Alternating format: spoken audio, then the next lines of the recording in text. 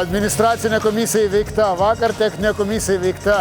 Šiandien dabar važiuosime užsipilti degalų, tuomet išlėksime šiek tiek į trasą pramankštinti visą keturatę, nusiplauti ir šiandien dar lauks važiavimas per podiumą. Esame Portugalijoje, Grandolos mieste, kur prasideda trečiasis pasaulio Rally Raid čempionato etapas BP Ultimate Portugal. Taigi mes lenktyniausime ne tik Portugalijoje, bet taip pat ir vieną dieną Ispanijoje. Laukia išties labai įdomios varžybos ir įdomios ne tik kilometrais, bet savo šlapumu, nes oras, tai žinokite, čia tikrai nepasaka. Saulės spinduliai šiandien mus lepina, bet prieš tai gerą savaitę lyja, tai vandens trasoje bus tikrai labai daug.